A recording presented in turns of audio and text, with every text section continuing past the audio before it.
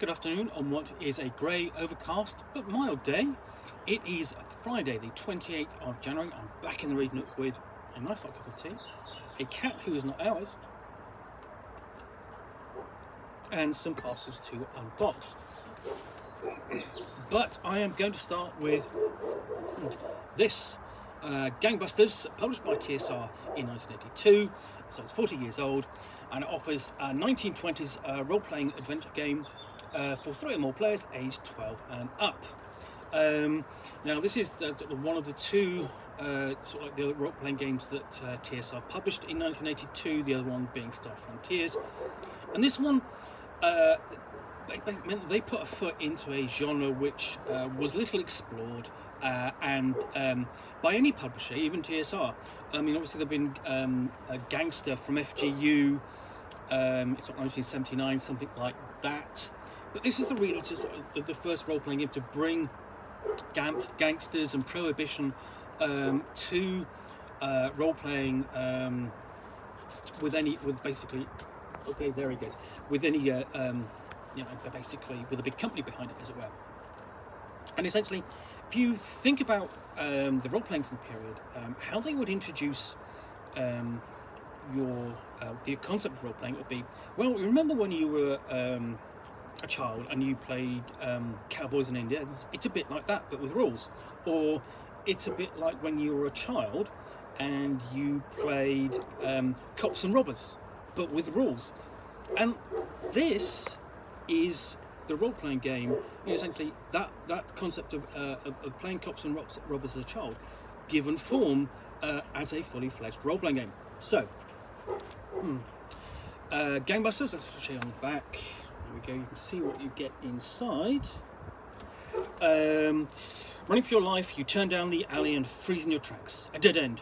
Look around, you see a window off the fire escape. A good leap could save you, but one slip would throw you right into the mob's hands.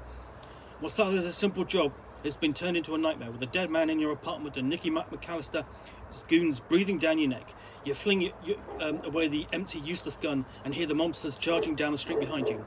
A bullet ricochets off the fire escape,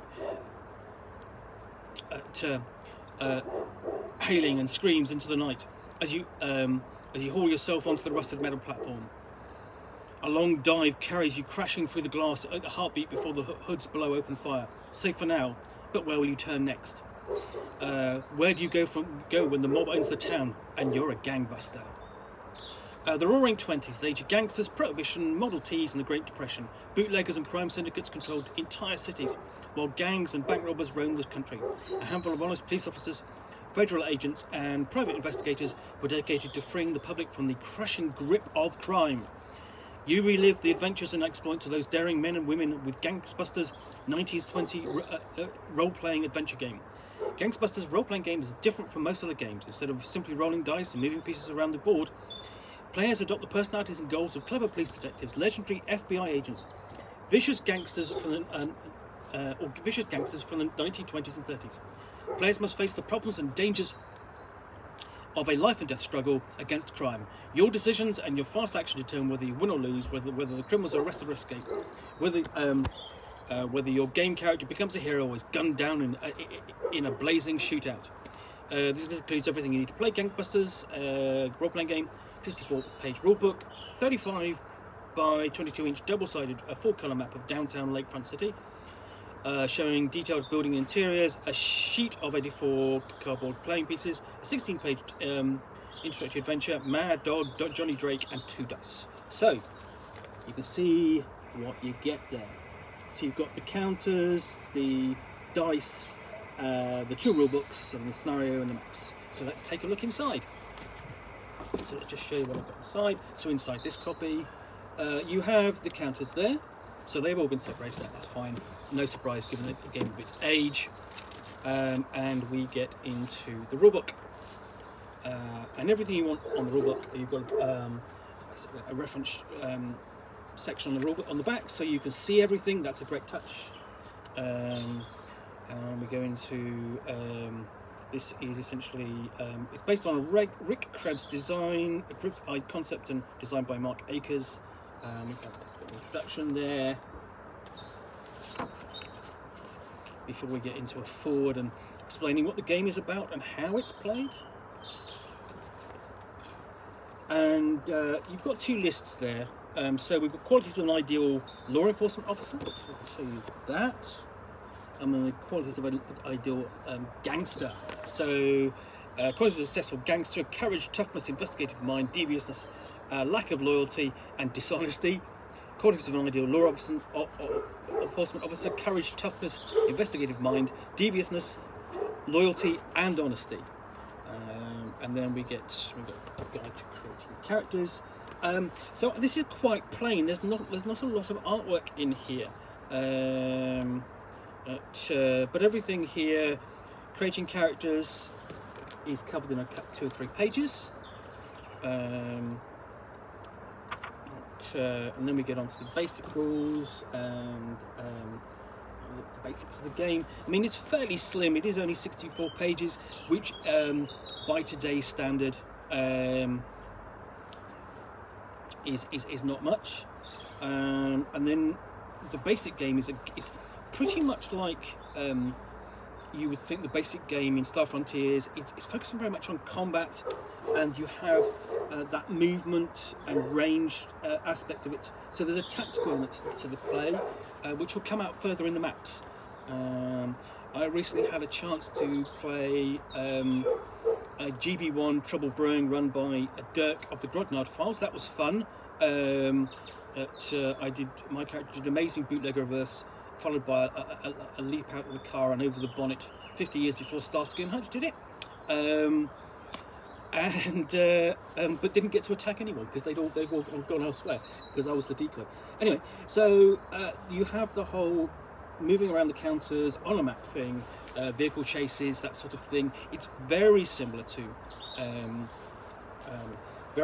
Star Frontiers like that, but obviously simplified because essentially you have guns and vehicles. You don't have monorails and grenades and things like that.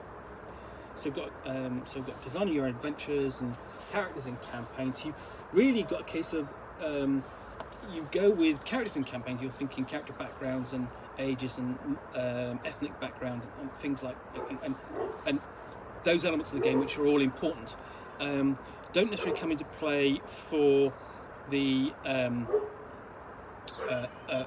basic game. Pretty much like that. Again, it draws comparison with the basic and advanced game in Star Frontiers. And we've got explanation of campaign and example of campaign play. I like that. I mean, you've got examples of play. Here's an idea of how the game should be played, and then we get into careers. So the 4 careers are law enforcement, private investigation, newspaper reporting, and crime. And it's dealing, and it's sort of like you're dealing with the various options for each character type.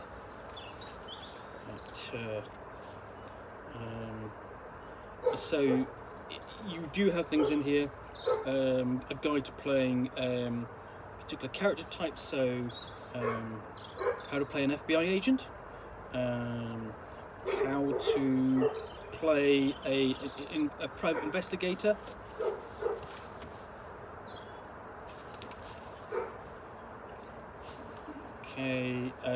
how to play a reporter as well, and then we get into careers in crime.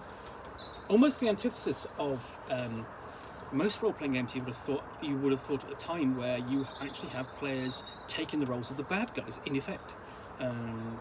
One of the first few certainly one of the first few role-playing games to do that, to come out from a major publisher, I would suggest. And then we've got discussion of crimes committed by organised syndicates, so bootlegging, obviously, speakeasies, and you're dealing with things like speakeasy profits and so on, bookmaking, and you've got various tables for that, casinos, slot machines, racketeering, and so on. So it's very, the type of crime covered here is, I'm not saying it's safe, but it's not adult in tone. It is not dealing with the seamier side of crime. It's very much financial crime.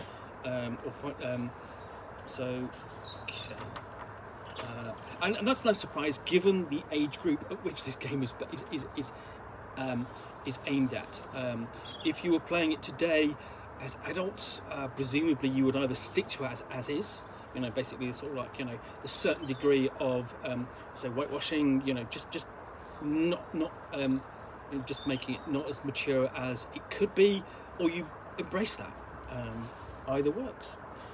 Then we've got dealing with NPCs, and then special rules. Special rules include public opinion and heat. And newspapers, churches, that sort of thing. That's all great. Those are all great campaign tools for your player characters, whether you are, you know, presumably, mostly if you're a crook, because you could do great things for your society, even though, you know, you're breaking the law. And then part 9 is the long arm of the law, and you know, arrangement, hearings, bail, trials, jury tapping, all that. And again, great elements to bring into play. And then you've got the section for the judge at the end there. And then optional expert rules, so expert gunfight rules, burst, partial cover, expert car rules, appendices, things like tuple NPCs, price lists, rogues gallery.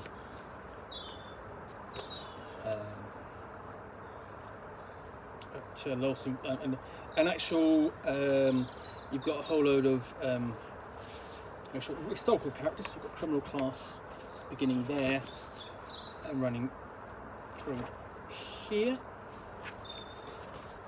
And these, in fact, are, it's interesting that these type of characters would be revisited in role-playing. A lot of times in magazines you would have an article on a particular sort of criminal or group of criminals and all their stats and that sort of thing. That was quite common back in the period. So yeah, and here's the character sheet, which somebody has nicely filled in.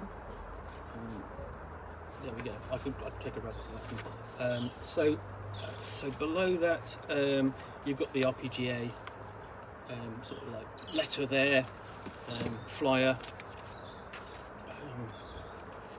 and not only does this have, yeah, well, here we go. So you've got the 2 percentile dice. I'll just show you those. So,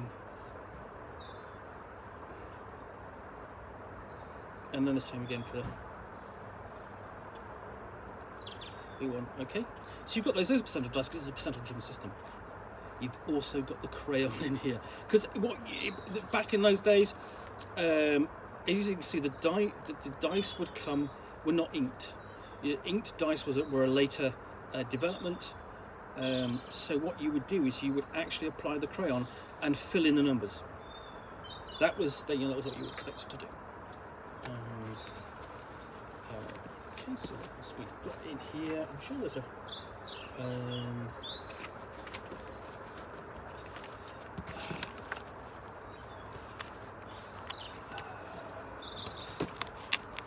So yeah, we've got 2 maps. So actually they're fairly big as well. So you have so there's the ward map of Lakefront City, and this would be this. I mean, if you look at this, the coast there. I mean, that's Lake Michigan. So this essentially is a stand-in for Chicago.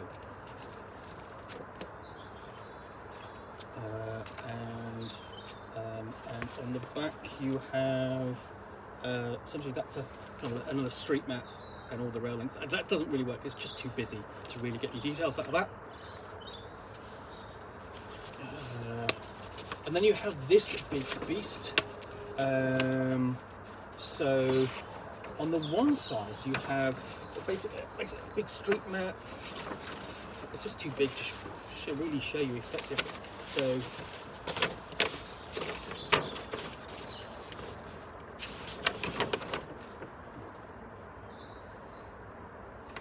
and then you have individual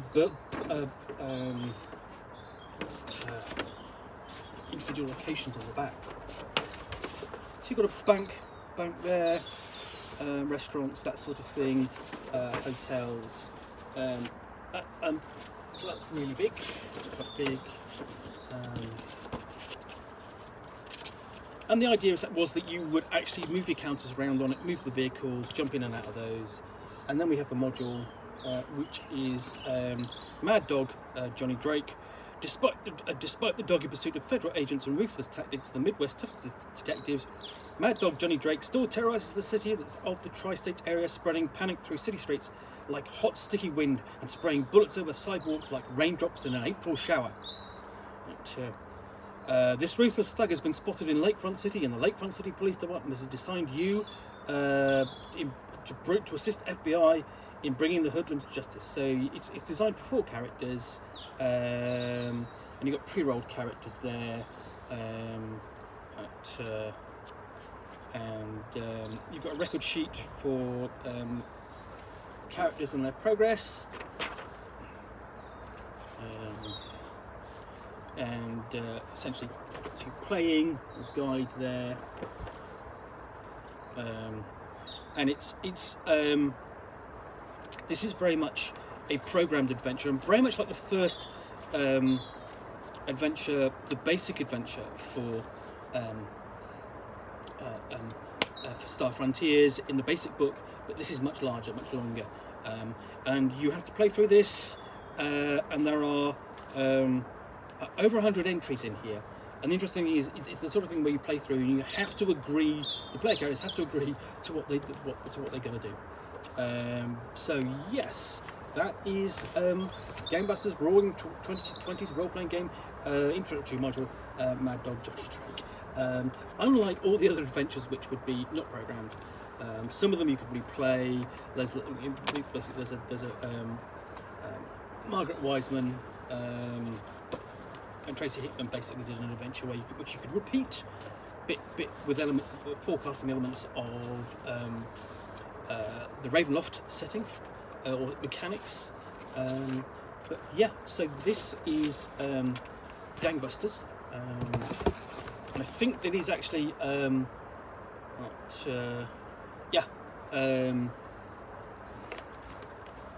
everything you need to start playing. The scenario looks a bit fun, but again, for probably a bit basic in terms of its structure, or how can I put it, a bit constraining in its structure. There's no free decision of what you kind of do for the player characters. It's all cooperation or naught. I think that's probably one thing we wouldn't do today. But nevertheless, Gangbusters 1920s role-playing adventure game published by TSR in 1982. If you're interested in looking at Gangbusters today, there is an introductory box set available, which is very nice, and the details on that, that's fully licensed and has been shifted to Rock City inland, and there's lots of background and detail on that city, and the basic game is aimed at playing detectives rather than policemen or law enforcement or gangsters, but you've got everything you need in there to play, lots of background. But anyway, I know I've got the introductory box set. I will do an unboxing of that at some point. Anyway, Gangbusters 1920s, a role-playing adventure game, 1982. Interesting game. Only got 5 scenarios and a 3rd edition, no 2nd edition, printing error, famously. But this is where it started. Thanks very much for watching another unboxing in the Nook. If you've enjoyed this, please do click the like button down below. And of course, if you've got any comments or feedback, I appreciate you taking the time to post those. And lastly, if you want to be alerted to yet more unboxings in the Nook, where you will see me with a parcel containing a book or a game which I will unbox and chat about to the best extent of my knowledge for roughly 10 minutes or so, all of course accompanied by a nice hot cup of tea. And a cat who is not ours, but he's sat over there. Sat over there. Then please do subscribe. Once again, thanks for watching, and we're back again soon with another unboxing in the Nook. Bye for now.